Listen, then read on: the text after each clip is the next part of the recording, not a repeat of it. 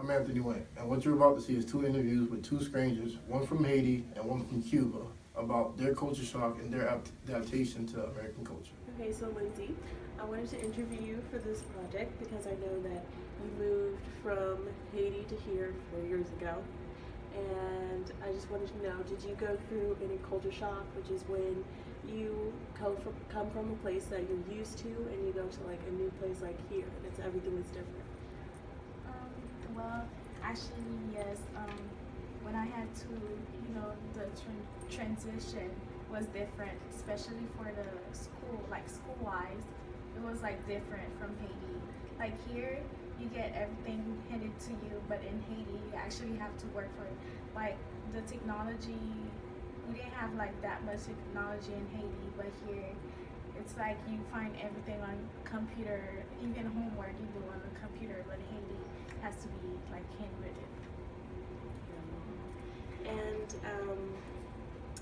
did you feel like you assimilated to here, which means that you just got rid of like your old culture and just took over the new one, or do you feel like you integrated where you kept your old culture and you have like a good relationship with like the American culture?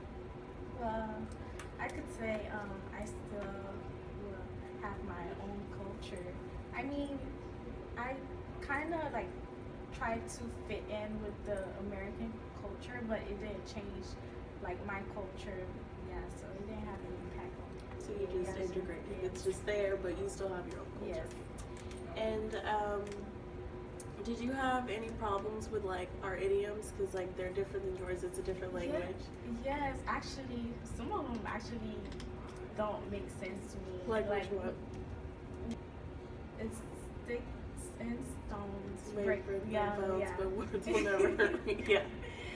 Yeah, I What know. does it mean? It's like saying that like you can like beat me up or whatever, but and that might hurt me, but you can be nasty to me and say like I'm ugly or whatever, and that's never gonna faze me. Okay. So that's pretty much what it means.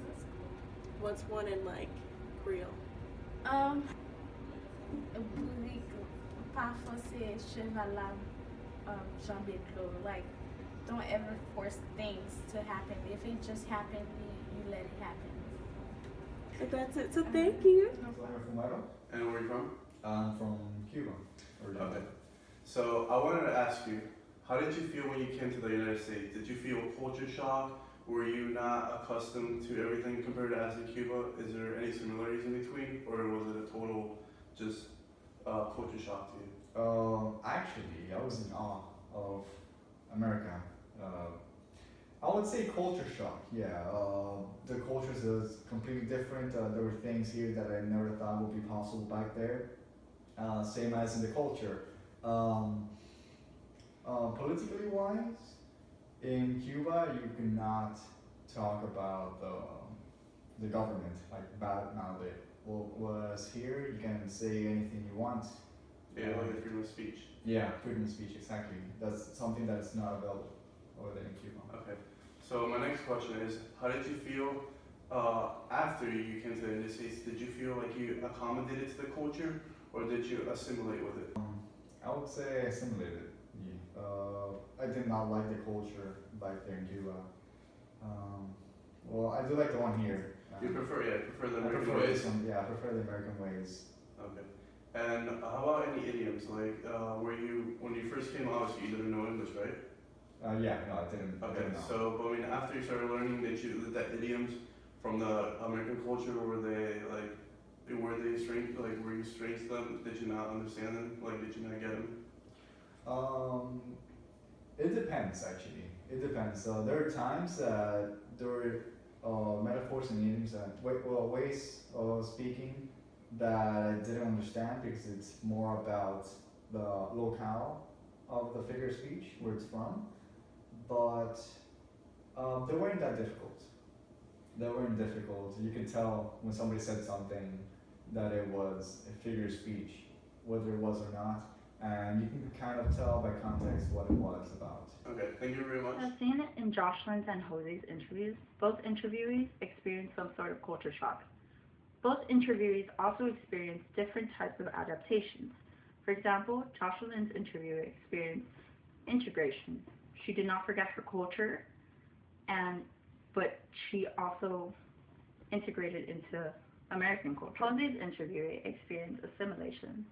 He basically let go of one culture in order to successfully merge into the American culture. So what we basically learned is that culture shock is an important factor in order to merge into a new culture.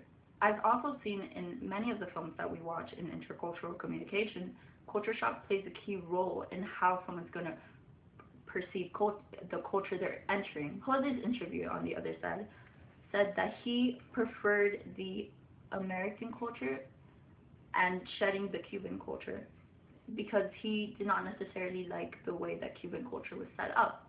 It's interesting to see that, and he also said he experienced culture shock by how everybody was so open about their dislike or their agreement with the government.